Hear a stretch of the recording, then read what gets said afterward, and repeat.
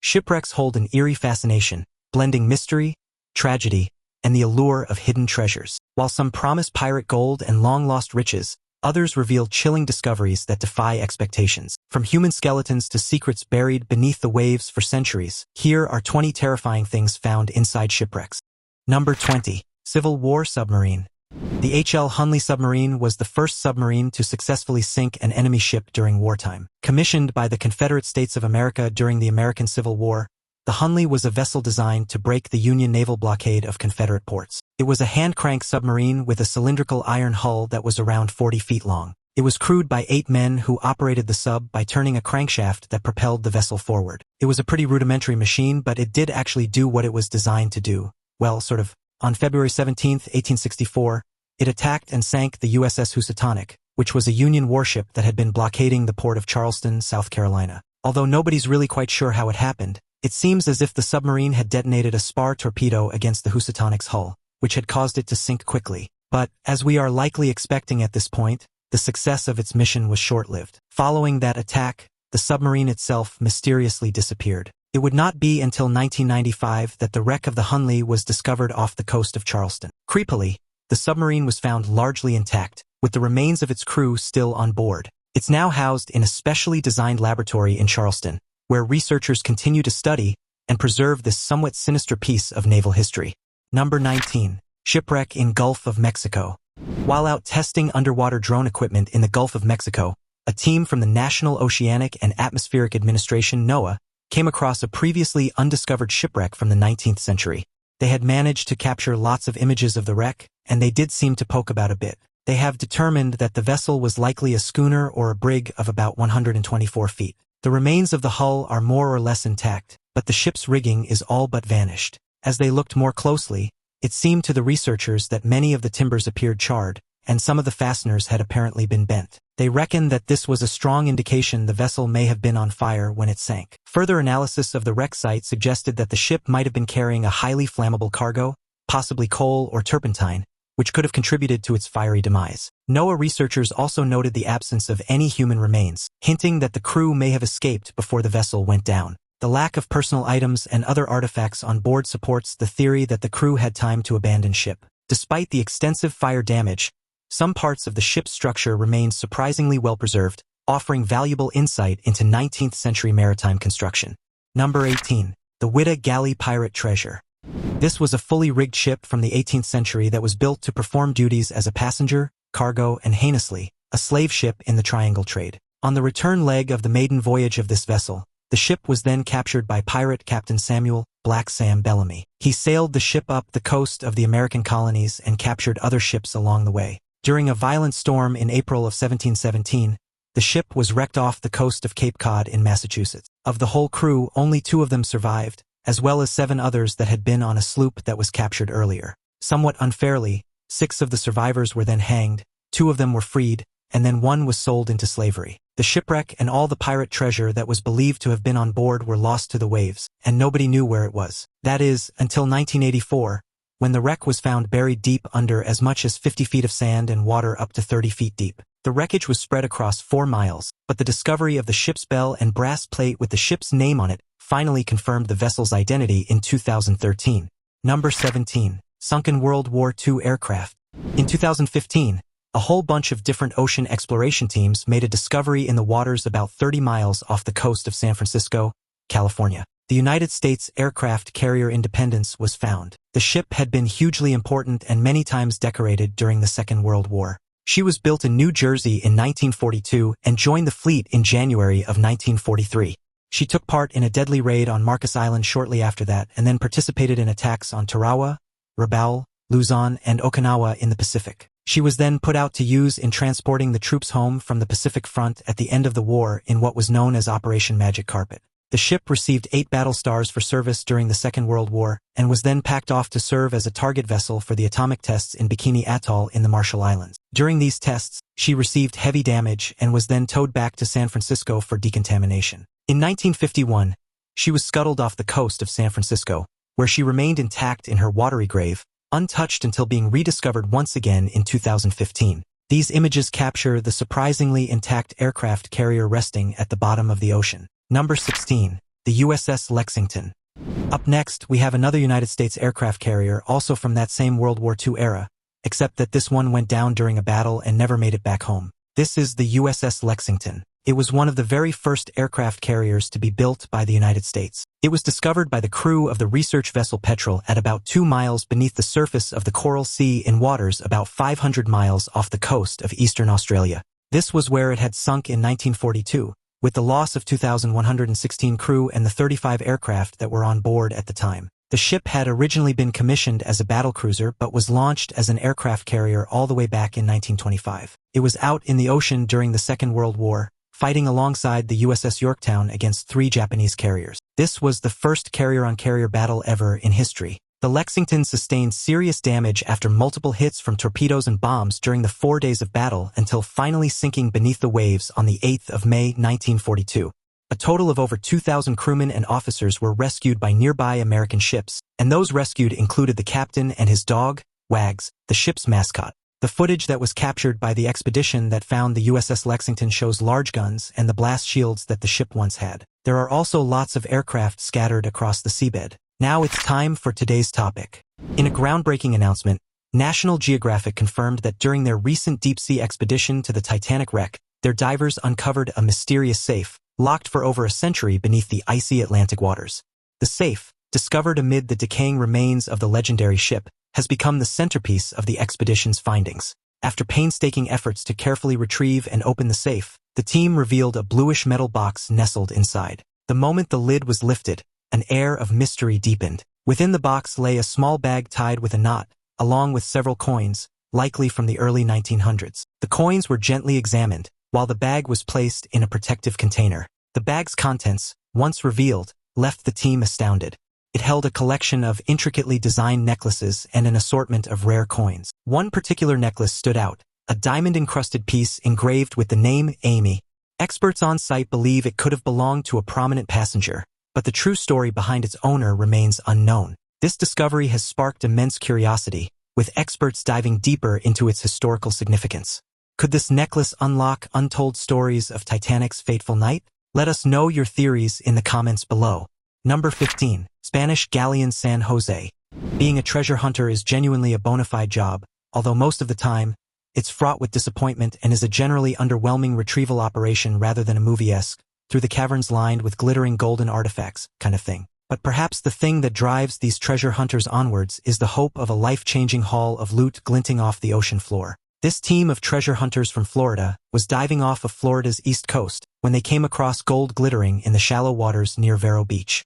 They were searching there as they had previously been lucky with a haul close by, but they never expected to find this gleaming cache of rare 18th century coins. Somewhat spookily, this treasure can be traced back to the wrecking of a fleet of ships that was voyaging through a treacherous hurricane on that exact same day it was discovered 300 years previously. Coins found in the hoard included some extremely rare pieces known as Royal Eights. These were, in particular, what made the find so very valuable indeed. The discovery of 350 coins came to an astonishing $4.5 million. Number 14. 170-year-old beer.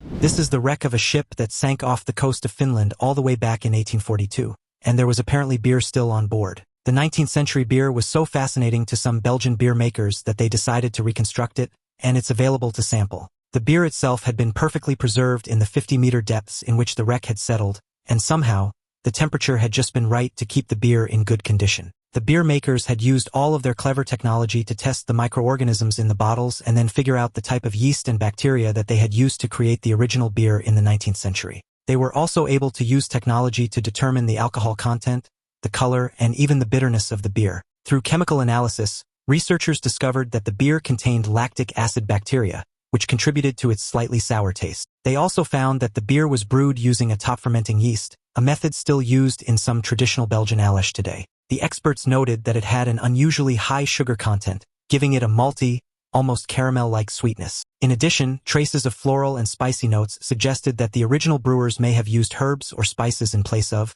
or in addition to, hops. The final reconstructed beer was brewed with all these historical elements in mind, allowing modern drinkers to experience a taste of the past. Number 13. Tiny shoes from the Titanic. The sinking of the Titanic is the most famous and most retold story of disaster at sea. It's captured the imaginations of filmmakers and writers, as well as basically everyone else, in the century since it happened. The sinking on April 15, 1912, sent shockwaves around the world. It was, at the time, the worst civil disaster at sea of all time, and the seemingly needless loss of 1,500 lives was truly shocking. The story of the Titanic still haunts us today, and we continue to make films and TV shows retelling the story and seeking out the secrets of the ill-fated ship. Many of the lives that were lost on board the stricken ship, only 300 bodies were retrieved from the water. This sadly included one small boy, but this toddler's identity had remained a mystery. He was buried at the Fairview Lawn Cemetery in Halifax under a tombstone that simply said, "Unknown child." Although the Halifax police were supposed to dispose of all the clothing of the victims, a sergeant was unable to get rid of a tiny pair of shoes that had belonged to the little boy. Along with the exhumed remains from the grave, the tiny shoes allowed scientists to piece together the identity of the child, whom they believe was Aino Viljami Panula, who was 13 months old when he perished at sea. Number 12. 1,600-year-old shipwreck. This discovery in the waters off the coast of Caesarea, Israel, uncovered the wreck of not one but two ships. The marine archaeology team that were surveying the coast here found that the shipwrecks were not only full of artifacts, they were actually also super old. One of the vessels apparently sank about 1,700 years ago, and the other about 600 years ago. It seems that both had difficulties while attempting to come into port and both sank with the loss of all on board. But these things happened across a span of hundreds of years. There was a whole host of discoveries to be made, but one which got the archaeologists' knickers in a twist was a small gold ring. Apparently, this ring, although it doesn't look like a lot, is actually one of the earliest Christian symbols to have been discovered. The ring is made out of gold, containing a green gemstone into which the figure of the Good Shepherd was carved. The motif shows a young shepherd boy carrying a sheep across his shoulders, and the symbol is believed to be an early reference to Jesus that was used by Christians in the Roman era before the emergence of organized Christianity. It's believed that the ship upon which it was found had originally sailed from Italy before finding its way to the bottom of the Mediterranean Sea. Number 11. Titanic musician's violin. One of the most famous things that everybody learns about the disaster of the Titanic is that the band played on as the ship was sinking. The musicians that were set up on deck just kept on playing. The general consensus is that they played in an effort to keep the people calm during the catastrophe. There's an enduring image of the band playing as the ship sank around them. It's generally reported that they played for more than 2 hours as passengers tried to get on the lifeboats in the dark, cold early hours of April 15, 1912. They began with upbeat tunes like ragtimes and waltzes, as they had been performing in the first-class lounges of the ship until that night. These tunes would have helped to cover up the extremely distressing sounds of people panicking and crying. It may have also had some kind of effect on calming the desperate passengers down a little, as music can have such powerful effects on mood. But when they played their final song, the mood was more than universally somber. Although there are a couple of different accounts, it's generally believed that the final song was the hymn Nearer, My God, to Thee, which would have been to try and offer comfort in those final moments. It's said that the entire band perished on that night. Number 10. Cursed warship with treasure. Back in the 16th century, this was the fiercest and most feared warship of the Swedish Navy. It was feared all over the world, but then, in 1564, it was involved in a huge naval battle and went up in flames. The disaster ended the lives of as many as 900 sailors and sent a vast pile of gold and silver treasure to the bottom of the sea. It was concealed beneath the waves for almost 450 years before the wreck was discovered. Now, researchers have decided that the ship is in such good condition, it may be the best preserved vessel of its kind anywhere in the world. There are so few examples of ships from the 16th century that naval historians know very little about them. Because of the remarkable condition of the ship, known as Mars after the Roman god of war, scientists want to leave it there, as moving it or changing its environment would likely result in damage and rapid decomposition of the ship. So, using all kinds of fancy and modern technology, they're taking three-dimensional scans and photographs to show the vessel and then recreate them out of 3D reconstructions. They're also able to reconstruct the last moments of the ship and attempt to work out what life may have been like on board. Number 9. Antikythera mechanism. A trading ship sank off the coast of the island of Antikythera in the Mediterranean Sea during the first half of the 1st century BC. This wreck has proven to be the site of such enormous archaeological significance as it's revealed its secrets over the years. One such revelation was that of a mechanism that belies all previous understanding of how advanced the use of geared mechanisms actually was during this time. Until the discovery of the Antikythera mechanism, there had been no such discovery of any engineering that involved gears. In fact, it was not believed to have been in use until medieval cathedral clocks were built over 1,000 years later. The mechanical device is believed to have been used for calculating and displaying information about astronomical phenomena back in ancient Greece. This was obviously cutting-edge technology and is actually surprisingly sophisticated. It's been scanned, and the resulting radiographic imagery shows that there are 30 gear wheels that form part of the internal mechanism of the machine. So, this may be difficult to explain in some respects, but only because historians had not yet discovered the true extent of the knowledge and skills of ancient people. It may just add as much mystery to the matter as it explains. Number 8. Cannon from HMS Victory. This is a big old cannon that was recovered from the wreckage of the HMS Victory. It's thrilling stuff. The HMS Victory was wrecked in the English Channel in 1744, and more than 1,000 sailors lost their lives. In 2008, the wreckage of the warship was found by Odyssey Marine Explorations, and by 2014, they were recovering various bits and pieces from the shipwreck, including this big cannon, so as to try to prevent them from being damaged any further by the seawater. Then, great efforts were put in to salvage and preserve the cannon and other things that are now kept in a museum for the future. The discovery of the shipwreck and its artifacts provided invaluable insight into 18th century naval warfare, revealing intricate details about the craftsmanship of British warships at the time. The cannon itself, encrusted with centuries of marine growth, underwent a meticulous preservation process to prevent further corrosion and degradation. Experts analyzed markings on the cannon, confirming it was cast in the early 1700s and bore the insignia of King George II. Alongside the cannon, divers recovered pieces of gold and silver coinage, hinting at the possibility that the Victory was carrying a treasure when it sank. These discoveries fueled ongoing debates about the ownership of the artifacts and whether they should remain in the UK or be returned to the seabed as a memorial. Despite the controversy, the excavation efforts have ensured that this piece of maritime history will be preserved for generations to come. Number 7. The SS Thistlegorm. The British merchant navy ship, the SS Thistlegorm, was built in 1940, and then, within a year, she was sunk by German bombers during the Second World War. The vessel went down near Ras Mohammed in the Red Sea on October 6, 1941, and that wreck remained undiscovered for a few years until famous French oceanographer and filmmaker Jacques Cousteau rediscovered the shipwreck in the early 1950s. Cousteau had done some research in the area and gathered information from local fishermen, which then led to the discovery of the shipwreck. During dives to the wreck, Cousteau and his team recovered several items, including a motorcycle, the ship's bell, and the captain's safe. They also took a lot of photographs, which were featured in National Geographic magazine in February of 1956. That's where they showed the interior of the shipwreck and documented its contents. The SS Thistlegorm was carrying a cargo of vehicles, including trucks and armored cars, and also contained guns, ammunition, radio equipment, and aircraft parts. Most of the gear was headed to support Allied troops in Egypt when the ship was sunk. Number 6. Human skeleton on Antikythera shipwreck. As is customary, we're poking about in this ancient old shipwreck of a trading vessel that sank off the island of Antikythera all the way back in the 1st century BC. Many treasures have been brought up from the shipwreck, but so much still remains secret down there, partly as a result of huge and inconvenient heaps of massive boulders.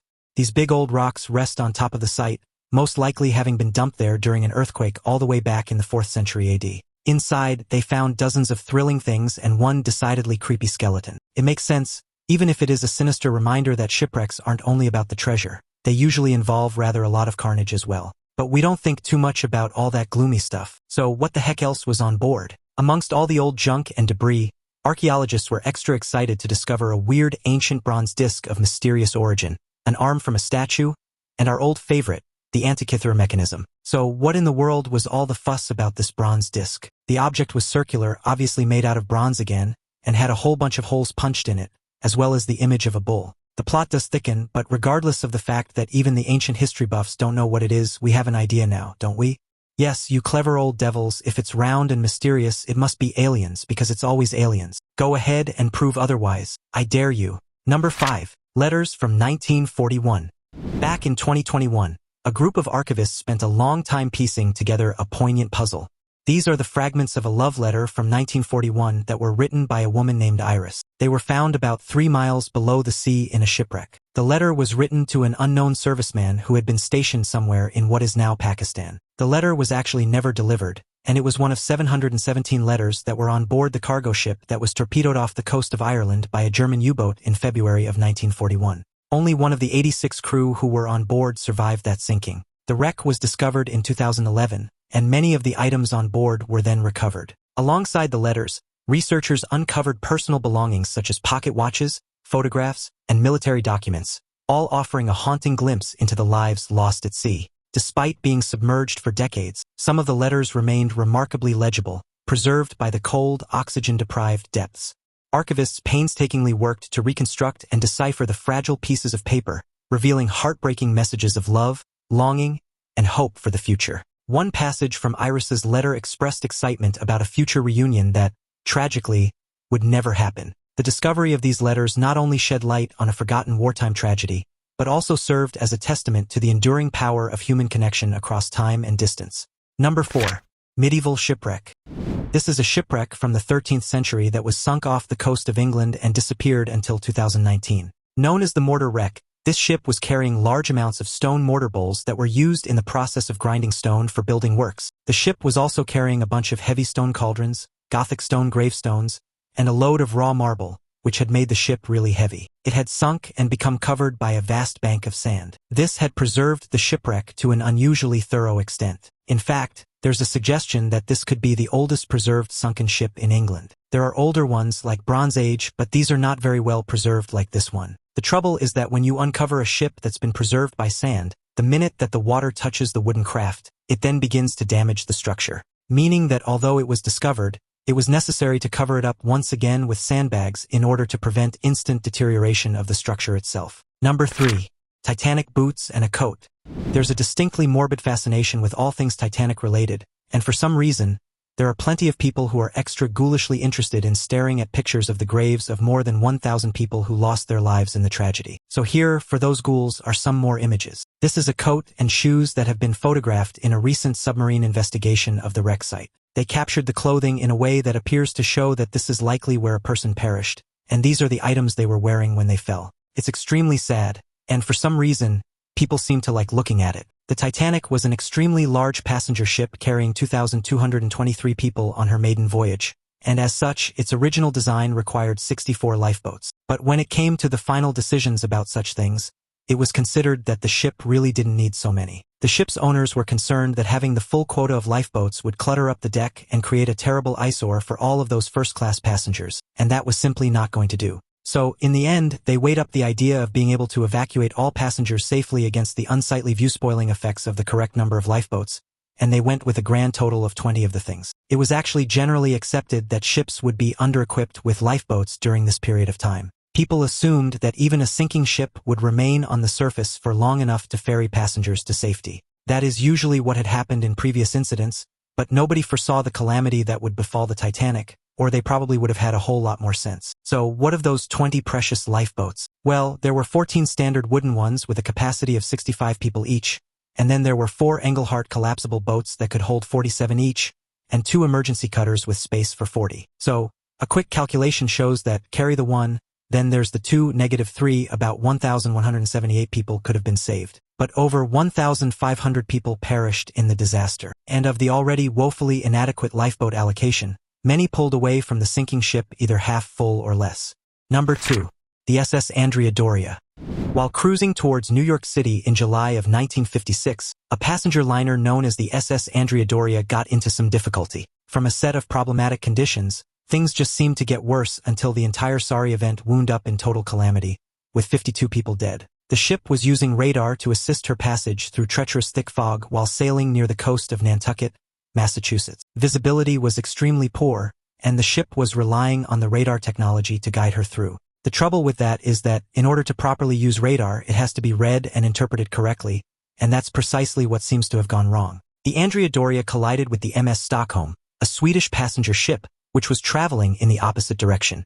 The Stockholm's reinforced bow, designed to break through ice, acted like a battering ram and tore a gaping hole into the Andrea Doria's hull. Water rushed in, causing the ship to immediately list to one side, which rendered half of its lifeboats unusable. Despite the chaos, the crew and passengers worked together to abandon ship, and nearby vessels, including the Isle de France, rushed to the scene to assist with the rescue efforts. The Andrea Doria managed to stay afloat for 11 hours before finally capsizing and sinking beneath the waves. A total of 52 people perished. The remaining 1,660 were rescued. Number 1. A large head. Here we are once again back at the Antikythera wreck. I know it's a thrill a minute around here. This time, We're watching as archaeologists remove a massive marble head from the shipwreck. The head is apparently one that belonged to a statue of Hercules in Athens' National Archaeological Museum, but it had been going around all of these years without its head. Further examination of the head revealed intricate details, including a finely sculpted beard and expressive facial features, characteristic of ancient Greek artistry. Experts believe the statue was originally part of a larger collection of valuable sculptures being transported on the ill-fated ship. The discovery of the head has fueled excitement among historians, as it may lead to further exploration of the wreck site for additional missing fragments. Some researchers suggest that the ship could have been carrying a treasure trove of artworks meant for a Roman aristocrat or even an emperor. Alongside the marble head, divers also recovered a pair of lead anchors and several bronze nails, hinting at the ship's structural remains still buried beneath the seafloor. The two may finally be reunited. That's it for today's journey into the world's most haunting shipwrecks. Which of these discoveries sent chills down your spine, or did you find them all simply fascinating? Share your thoughts in the comments below. Don't forget to check out the other intriguing videos showing up on the screen, and I'll see you next time.